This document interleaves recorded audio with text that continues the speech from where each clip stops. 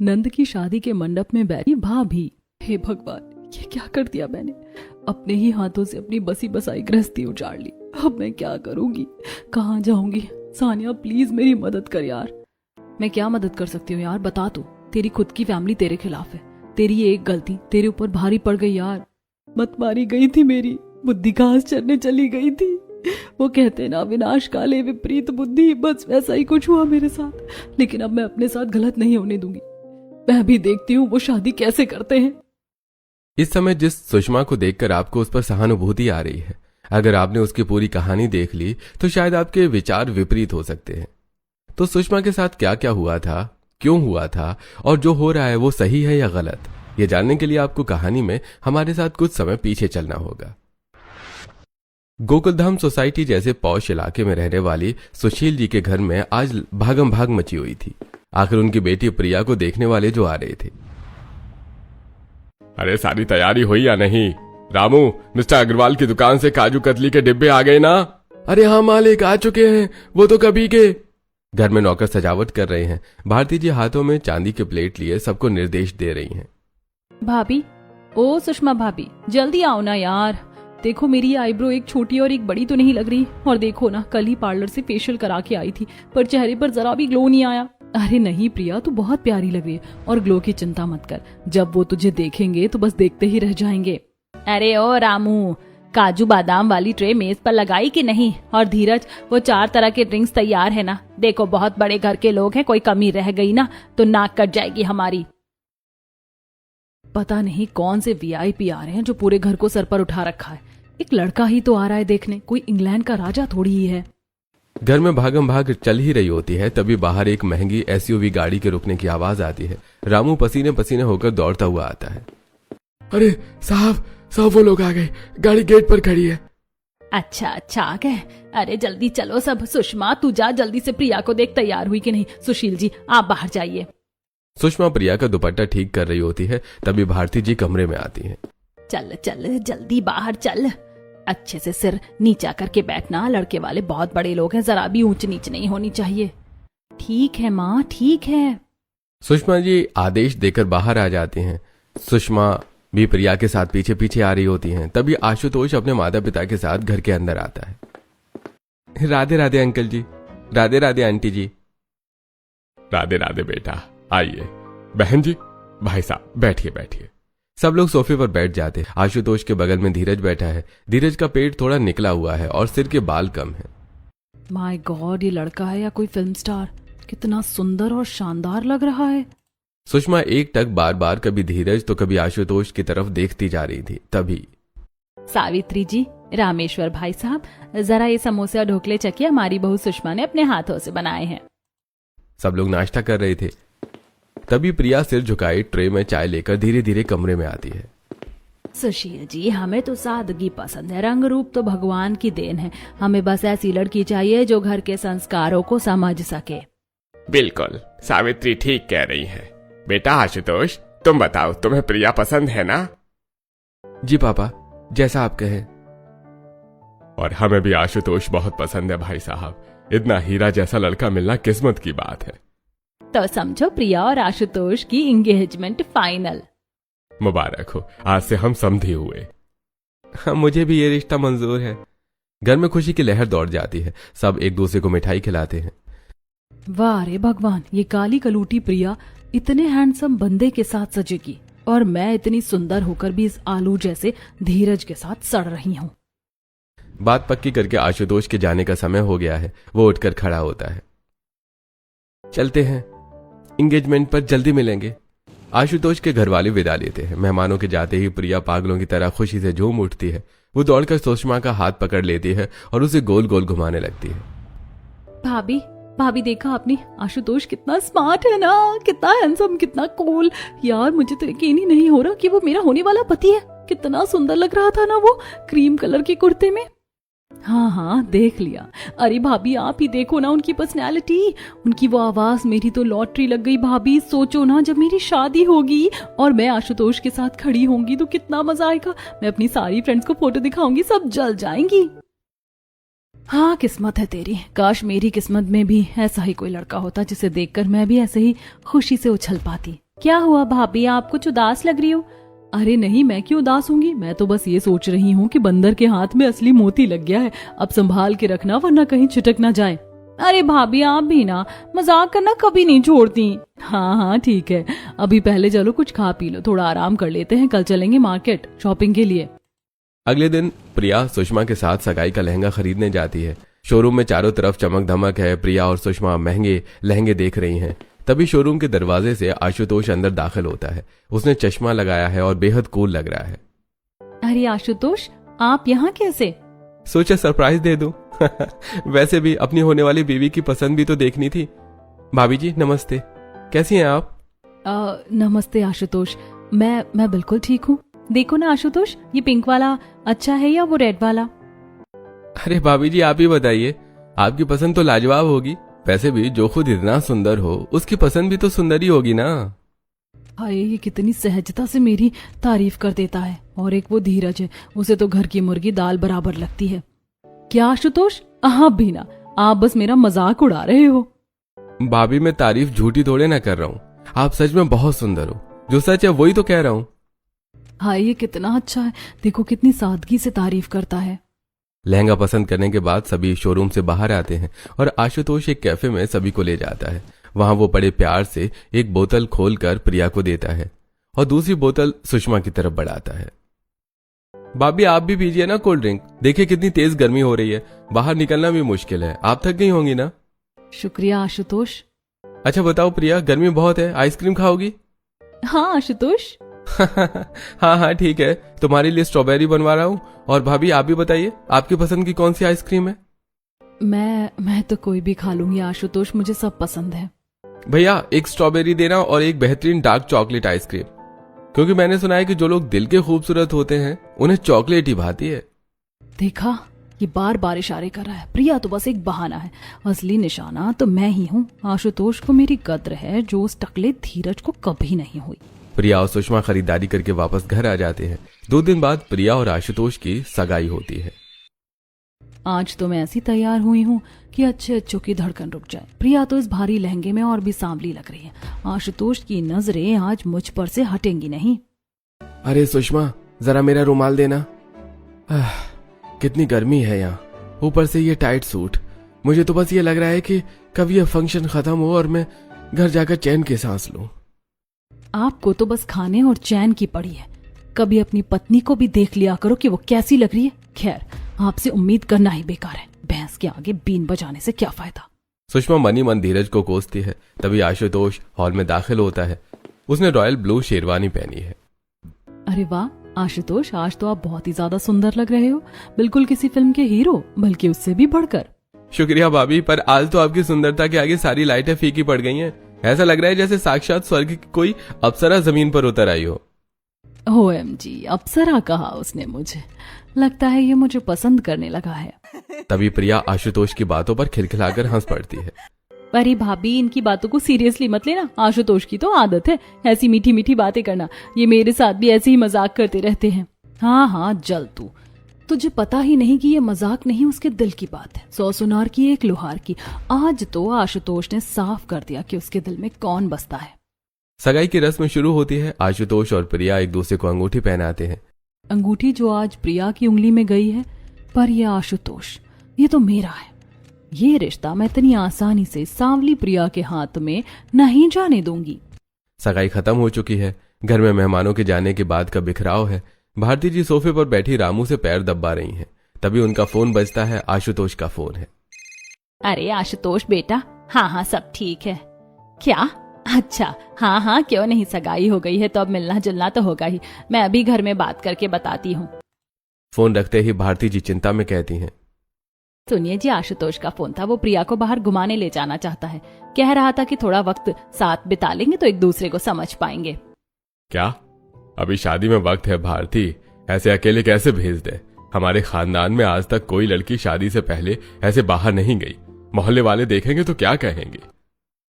पापा सही कह रहे हैं, हमारे यहाँ ये सब नहीं चलेगा। आशुतोष अच्छा लड़का है, पर इसका मतलब ये नहीं है कि हम अपनी मर्यादा भूल जाएं। पापा जी, आप लोग खामखा परेशान हो रहे हैं। आजकल का जमाना बदल गया है और आशुतोष कोई पराया थोड़ी ही है। अब वो घर का दामाद है, अगर हम मना करेंगे तो उन्हें बुरा लगेगा। बात तो तेरी सही है बहू, पर सुशील जी नहीं मानेंगे। एक काम करते हैं ना, प्रिया अकेली नहीं जाएगी, मैं साथ चली जाऊंगी। मैं साथ रहूंगी तो समाज भी कुछ नहीं कहेगा और आप लोग भी बेफिक्र रहेंगे। हाँ, ये बात ठीक है। सुषमा साथ रहेगी तो मुझे कोई ऐतराज नहीं है। ठीक है भारती, कह दो उन्हें कि सुषमा और प्रिया कल साथ जाएंगी। वाह, सांप भी मर गया और लाठी भी नहीं टूटी। अब आएगा असली मजा। प्रिया तो बस एक जरिया है, असली वक्त तो मुझे आशुतोष के साथ बिताना है। अगले दिन आशुतोष अपनी कार लेकर आया है। प्रिया आगे बैठी है, सुषमा पीछे। वो एक महंगे शोरूम में शॉपिंग कर रहे हैं। प्रिया, देखो ये रिंग तुम्हारे हाथ में कैसी लगेगी? भाभी, क्या हुआ? आपको ये वाली रिंग पसंद आ रही है क्या? आप इसे बार बार देख रही हैं। अरे नहीं आशुतोष, बस ऐसे ही देख रही थी। बहुत सुंदर है ना? अरे भैया, ये वाली रिंग भी पैक कर दीजिए। भाभी, अगर आपको पसंद है तो ये आपके लिए। क्या, मेरे लिए? सिर्फ मेरे लिए आपने ये पसंद की? शुक्रिया आशुतोष। आशुतोष ने प्रिया के सामने मुझे रिंग गिफ्ट की है, इसका मतलब साफ है वो मुझे सबसे खास मानता है। ज्वेलरी लेने के बाद सभी कैफे जाते हैं और उसके बाद प्रिया और सुषमा अपनी कार से घर लौट रही होती हैं। तभी प्रिया का फोन बजता है, उसकी सहेली का कॉल है। हाँ सानिया बोल, क्या सच में? भाभी सुनिए ना। क्या हुआ प्रिया? भाभी, वो जो मैंने मॉडलिंग का ऑडिशन दिया था ना, मैं सेलेक्ट हो गई हूँ। मेरा सपना पूरा होने वाला है भाभी, मैं मॉडल बनूंगी। मेरी तो किस्मत ही चमक गई। अरे वाह, ये तो बहुत बड़ी बात है प्रिया। किस्मत चमक नहीं रही, किस्मत फूटने वाली है तेरी।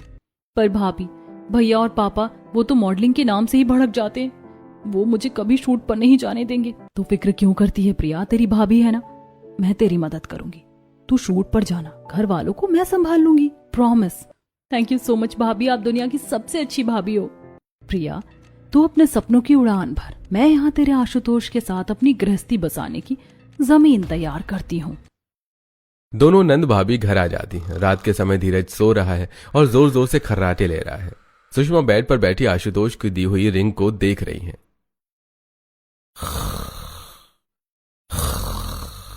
चुप हो जाओ, इस इंसान के साथ रहना मतलब नरक में रहने जैसा है। कहाँ वो आशुतोष जो इतनी परवाह करता है, और कहाँ ये खर्राटे की मशीन। सुषमा रजाई के अंदर छुपकर आशुतोष को फोन मिलाती है। हेलो भाभी, इतनी रात को फोन, सब ठीक तो है ना? अरे परेशान मत हो आशुतोष, बस नींद नहीं आ रही थी तो सोचा आपसे बात कर लूं। वैसे क्या कर रहे हो, खाना खा लिया? हाँ भाभी, बस अभी खाना खाकर लेटा था। आप भी सो जाइए अब।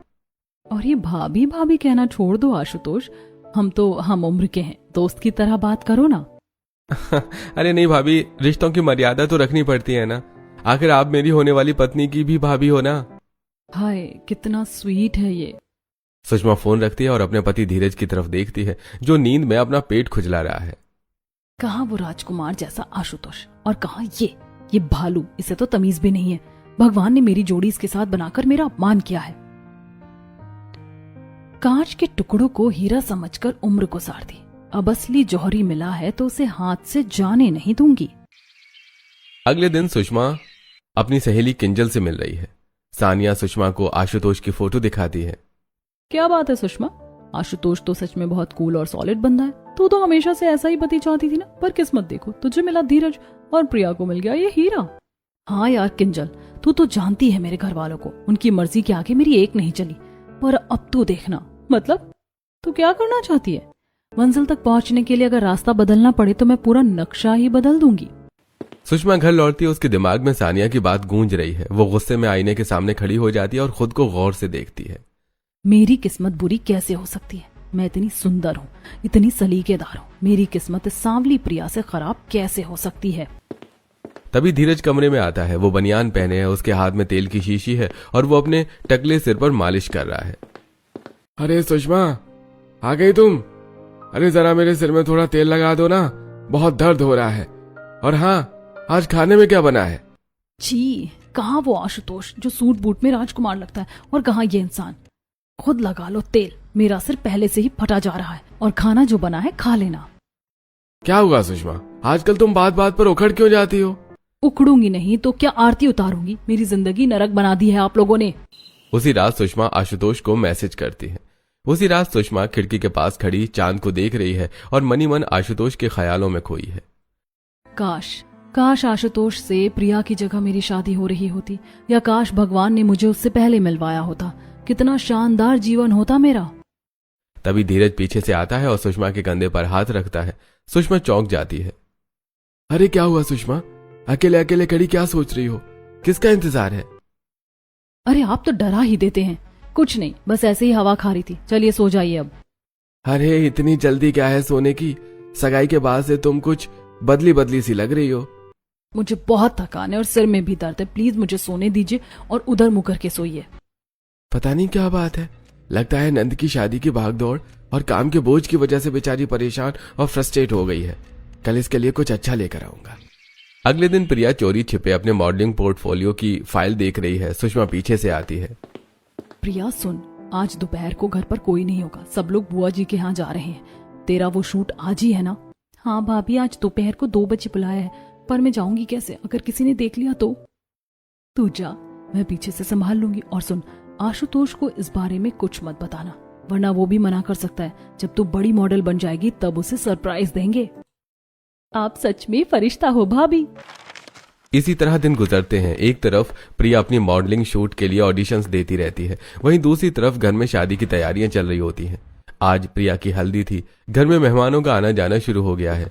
भारती जी और सुषमा जी सजी हुई थालियों में हल्दी, मेहंदी और कपड़ों की मैचिंग कर रही हैं। घर में हलवाई मेन्यू डिस्कस कर रहे हैं। सुषमा बहू, देख तो जरा, आशुतोष के घर से जो हल्दी आई है कितनी शुद्ध है। इसकी खुशबू ही बता रही है कि रिश्ता कितना पक्का है। जल्दी से इसे अंदर रखते, फिर प्रिया के उबटन की तैयारी करनी है। जी माँ जी, मैं अभी अंदर रख कर आती हूँ। आशुतोष की खुशबू इस हल्दी में है तो ये प्रिया के बदन पर कैसे लग सकती है? लोग कहते हैं दूल्हे की उतरी हुई हल्दी दुल्हन को लगती है, पर आशुतोष, तुम्हारी इस हल्दी पर सबसे पहले हक मेरा है। सुषमा हल्दी अपने दोनों गालों पर प्यार से रगड़ लेती है और आंखें बंद कर लेती है, जैसे आशुतोष उसे छू रहा हो। काश ये मेरे नाम की हल्दी होती, पर कोई बात नहीं, मेरे चेहरे पर तो लग गई ना। अब मैं तुम्हारी हो गई। तभी बाहर से नंद, प्रिया और सहेली सानिया की आवाज आती है और दरवाजा खटखटाया जाता है। भाभी, ओ भाभी, दरवाजा खोलिए ना, माँ हल्दी मांग रही हैं। आप अंदर क्या कर रही हैं? आई प्रिया, बस अभी आई। वो तेजी से पल्लू से अपने गालों की हल्दी पोंछती है और हल्की सी पीलाहट रह जाती है। क्या बात है सुषमा, तेरे चेहरे पर ये पीलापन कैसा? तू इतनी पसीने पसीने क्यों हो रही है? अरे यार कुछ नहीं, वो हल्दी की गांठ पीस रही थी ना, तो थोड़ी उड़कर गालों पर लग गई और कमरे में उमस बहुत थी, बस उसी को साफ कर रही थी। अरे भाभी, आप भी ना काम के चक्कर में खुद को ही पीला कर लिया। चलिए, अब मेरी रस्म का टाइम हो रहा है। तो भले ही रस्म कर ले प्रिया, पर आशुतोष की हल्दी का असली रंग तो मेरे खून में मिल चुका है। इसके बाद हंसी खुशी प्रिया की हल्दी होती है। अगले दिन प्रिया की मेहंदी की ढोलक बज रही है, औरतें नाच रही हैं। प्रिया के हाथों में आशुतोष के घर से आई मेहंदी लगाई जा रही है। सुषमा पास ही बैठी है, उसकी आंखें प्रिया के हाथ पर रची मेहंदी को देख रही हैं। इस मेहंदी पर आशुतोष का नाम लिखा है, ये प्रिया के हाथों पर कैसे सज सकती है? सुषमा जानबूझकर उठने का नाटक करती है और अपना हाथ जोर से प्रिया के रंगे हुए हाथ पर मार देती है। प्रिया की मेहंदी पूरी तरह खराब होकर सुषमा की हथेली पर लग जाती है। हाय भाभी, ये क्या किया? मेरी पूरी मेहंदी खराब हो गई। देखिए, सारा डिजाइन बिगड़ गया। अरे सॉरी प्रिया, मेरा पैर फिसल गया था। प्रिया अपनी मेहंदी डिजाइनर से जैसे तैसे अपनी मेहंदी को ठीक करवाती है। उसके बाद शादी का दिन आ जाता है। घर में शहनाई बज रही है। प्रिया का भारी लाल जोड़ा और जरदोजी की चुनरी बेड पर रखी हुई है। सुषमा कमरे में अकेली है। कितना सुंदर जोड़ा है, काश ये आज मेरे बदन पर सजता। सुषमा वो भारी चुनरी अपने सिर पर ओढ़ लेती है और आईने में खुद को देखती है। वो बिल्कुल एक नई दुल्हन जैसी लग रही है। देखो आशुतोष, तुम्हारी असली दुल्हन तो मैं हूँ। ये चुनरी, ये रंग सब मुझ पर ही खिलता है। उस सांवली प्रिया पर तो ये बोझ लगेगा। तभी प्रिया अपने मेकअप आर्टिस्ट के साथ कमरे में आती है। थोड़ी ही देर में मेकअप आर्टिस्ट प्रिया को दुल्हन बना देते हैं। तभी उसके फोन की घंटी बजती है। उसकी सहेली सानिया का फोन है। हाँ सानिया बोल, अभी तो मैं तैयार हो रही हूँ, फेरों का वक्त होने वाला है। प्रिया तो अभी के अभी निकल सकती है क्या? वो जो तेरा मॉडलिंग कॉन्ट्रैक्ट था ना, उसका इंटरनेशनल कॉन्सर्ट और शूट आज रात का ही है। अगर तू अभी नहीं पहुंची तो वो तुझे ब्लैकलिस्ट कर देंगे और तेरा करियर शुरू होने से पहले ही खत्म हो जाएगा। क्या? आज रात? पर सानिया, आज मेरी शादी है, मैं कैसे आ सकती हूँ? देख ले प्रिया, आशुतोष तो हमेशा रहेगा, पर ऐसा मौका बार बार नहीं आता। तू बस 1 घंटे के लिए निकल जा, शूट खत्म करके वापस आ जाना, किसी को पता भी नहीं चलेगा। प्रिया घबराहट में खिड़की की तरफ देखती है और फिर सुषमा की तरफ। भाभी मैं क्या करूं, मेरा सपना। तू जा प्रिया, मैं हूं ना, मैं यहाँ घूंघट ओढ़ कर बैठ जाऊंगी, किसी को पता नहीं चलेगा। तू बस 2 घंटे में वापस आ जाना, जा अपनी जिंदगी जी ले। सुषमा प्रिया को भेज देती है और उसकी जगह घूंघट ओढ़कर मंडप में बैठ जाती है। मंत्रों का उच्चारण हो रहा है। पंडित जी, कन्यादान का समय हो गया। आशुतोष बेटा, हाथ आगे बढ़ाओ। आखिरकार आज तुम मेरे हो जाओगे आशुतोष। इस घूंघट के नीचे प्रिया नहीं, तुम्हारी वो अप्सरा बैठी है। वहीं दूसरी तरफ प्रिया दुल्हन के कपड़ों में वहां पहुंचती है, पर वहां कोई लाइट नहीं है, कोई कैमरा नहीं है। वहां सिर्फ उसकी सहेली सानिया खड़ी फोन पर बात कर रही है। सानिया, सानिया कहाँ है सब? शूट कहाँ हो रहा है? जल्दी बताओ, मुझे वापस जाना है। हाँ भाभी, आप चिंता मत करो, मैंने प्रिया को स्टूडियो बुला लिया है। यहाँ कोई कॉन्सर्ट वॉन्सर्ट नहीं है, सब खाली है। आप आराम से फेरे लीजिए, मैं इसे यहाँ उलझाए रखूं। जब तक ये घर पहुंचेगी आप आशुतोष की पत्नी बन चुकी होंगी। प्रिया के पैरों तले जमीन खिसक जाती है, उसका चेहरा सफेद पड़ जाता है। सानिया, तू तू तू तू भाभी से बात कर रही है? ये सब झूठ था। प्रिया झपट कर सानिया का फोन छीन लेती है। प्रिया भागती हुई मंडप में जाती है। आशुतोष और घूंघट वाली दुल्हन फेरों के लिए खड़े ही हुए थे कि अचानक प्रिया दुल्हन के फटे हाल लिबास में पसीने से तरबतर वहां पहुंचती है। रुकिए, रुक जाइए, सब बंद करो ये तमाशा और ये गंदी नौटंकी। मंत्र पढ़ रहे पंडित जी रुक जाते हैं। प्रिया, तू वहां खड़ी है तो मंडप में ये कौन बैठा है? वहां वो बैठी है माँ, जिसे मैंने अपनी सगी बहन से बढ़कर माना था। क्या कर रही हो भाभी? ये क्या पागलपन है? उतारिए ये घूंघट। प्रिया झपट्टा मारकर दुल्हन का घूंघट हटा देती है। सामने सुषमा का चेहरा निकलता है। हाय राम, ये तो बड़ी बहुत सुषमा है। कैसी कलयुगी औरत है, ननद के मंडप में बैठी है भाभी। हे राम, देखा, घर की लक्ष्मी ही घर को आग लगाने बैठी थी। सगी ननद का घर उजाड़कर खुद सुहागन बनना चाहती है। छी। सुषमा, ये सब तुमने क्यों किया? क्या कमी रह गई थी मेरे प्यार में? क्यों मेरे भाई जैसे आशुतोष पर अपनी गंदी नजर डाली तुमने? सुषमा अब रोने के बजाय पागलों की तरह हंसने लगती है। वो अपनी साड़ी का पल्लू ठीक करती है और सबको चुनौती भरी नजरों से देखती है। क्यों किया ये पूछ रहे हो तुम? क्योंकि मैं इस घर की सबसे सुंदर औरत हूँ। मेरा जन्म इस सांवली प्रिया की तरह घुट घुट कर जीने के लिए नहीं हुआ है। मैं आशुतोष के लायक हूँ और आशुतोष मेरे लायक। और आपने कभी अपनी शक्ल देखी आईने में? आप इस राजकुमार के सामने कहीं टिकते भी हैं? मुझे अपनी किस्मत बदलनी थी और मैंने वही किया जो मुझे सही लगा। बेटी, तूने तो हमारे खानदान की इज्जत नीलाम कर दी। बिरादरी को अब हम क्या मुंह दिखाएंगे? सुषमा अब चारों तरफ से घिर जाती है तो वो पागलों की तरह आशुतोष का हाथ पकड़ने की कोशिश करती है। आशुतोष, तुम चुप क्यों हो? बोलो ना इन सबसे कि तुम भी मुझे पसंद करते हो। तुम भूल गए वो मॉल की बातें? तुम मेरी कितनी तारीफ करते थे, मुझे अप्सरा कहते थे। तुम मेरे लिए मेरी पसंद की चॉकलेट और आइसक्रीम लाते थे। और ये अंगूठी, ये भी तो तुमने खास मेरे लिए ली थी ना? क्या ये सब प्यार नहीं था? बोलो आशुतोष। पूरा परिवार आशुतोष की तरफ देखने लगता है। आशुतोष गहरी सांस लेता है। बस कीजिए भाभी, बहुत हो गया आपका ये ड्रामा। मैंने तो वो सब केवल इसलिए किया क्योंकि आप मेरी होने वाली पत्नी की भाभी थी। मेरे मन में आपके लिए केवल इज्जत थी। मैं आपको हमेशा अपनी सगी भाभी की तरह मानता था और उस नाते मैंने आपको मान सम्मान दिया, पर आपने मेरे उस सम्मान को अपनी गलतफहमी बना लिया। आपके इस घटिया सोच का मेरे पास कोई जवाब नहीं है। मैं आपसे प्यार करना तो दूर, अब आपकी शक्ल भी नहीं देखना चाहता। आशुतोष की बातें सुनकर सुषमा के हाथ से पल्लू छूट जाता है। नहीं, ऐसा नहीं हो सकता। तुम झूठ बोल रहे हो। तुम भी मुझे चाहते हो। अब तो चुप हो जाओ। सुन लिया ना, उसने तुम्हें इज्जत दी और तुमने उसे अपनी नीचता दिखाई। तुम इस घर की बहू कहलाने के लायक ही नहीं हो। सुशील जी के घर में ऐसी औरत के लिए कोई जगह नहीं है जिसने अपनी ही नंद की खुशियों में जहर घोला हो। निकल जाओ यहां से। घर की औरतें सुषमा को धक्के देकर मंडप से बाहर निकाल रही होती हैं। तभी सुषमा के भाई भाभी और माता पिता आते हैं। बोल सुषमा, चुप क्यों है? क्यों किया तूने ये सब?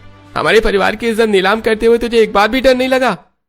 हाँ, किया मैंने ये सब और अपनी इच्छाओं के लिए किया। मैं थक चुकी थी इस घुटन भरी जिंदगी से। मुझे आशुतोष जैसा लाइफस्टाइल चाहिए था, वैसा पार्टनर चाहिए था। मेरे पेरेंट्स ने जबरदस्ती मेरी शादी यहाँ करवा दी। किसी ने मेरी पसंद नहीं पूछी।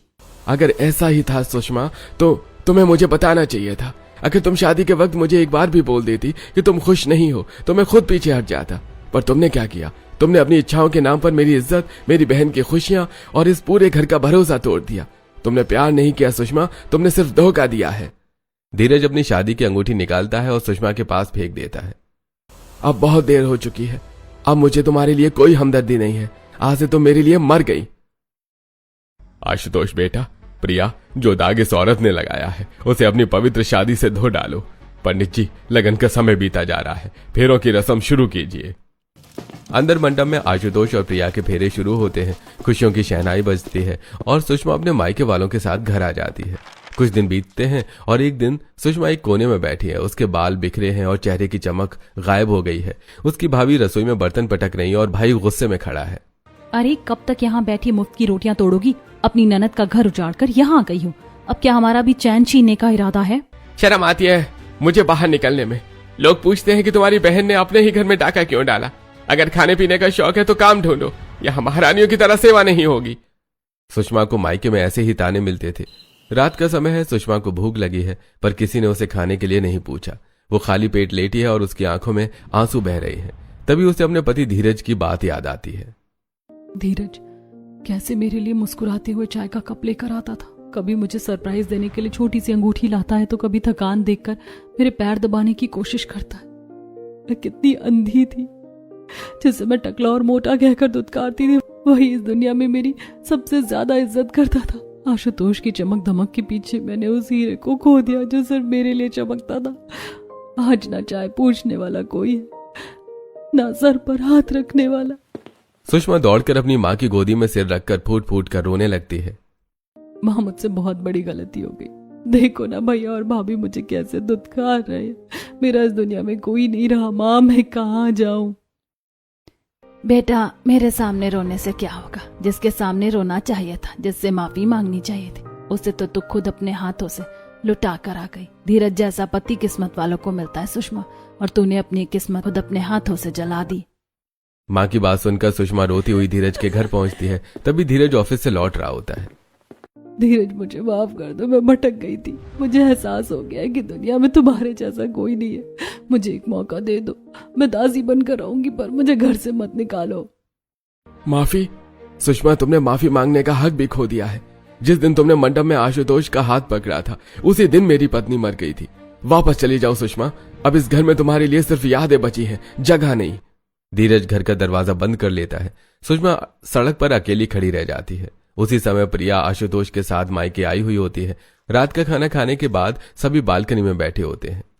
भैया, भाभी को अपनी गलती का एहसास तो है, पर उनके मन का अहंकार पूरी तरह नहीं टूटा है। हमें एक ऐसा नाटक करना होगा जिससे उन्हें पता चले कि उन्होंने क्या खोया है। बिल्कुल प्रिया, हम एक फेक शादी का माहौल बनाएंगे। मैं सुषमा भाभी को फोन करके कहूंगा कि आज के बाद धीरज भैया को कभी कॉल मत करना, क्योंकि वो आज ही दूसरी शादी कर रहे हैं। आशुतोष वैसा ही करता है। सुषमा फोन पर बात करके रोने लगती है। तभी उसकी सहेली किंजल वहां पहुंचती है। सुषमा तो यहाँ बैठकर रो रही है, वहाँ धीरज किसी और से शादी कर रहा है। तेरा अभी डिवोर्स भी नहीं हुआ है, वो ऐसे शादी कैसे कर सकता है? पर किंजल, अब मैं क्या कर सकती हूँ? सब मुझसे नफरत करते हैं। तू पागल है, वो तेरा हक है, तू उसकी होने वाली पत्नी थी।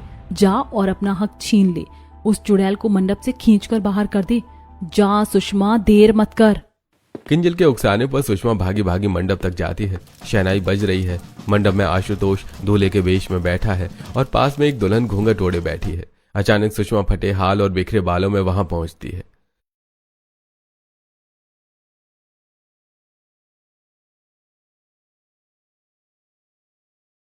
सुषमा उस दुल्हन को धक्का देती है और उसका घूंघट झटके से उठा देती है।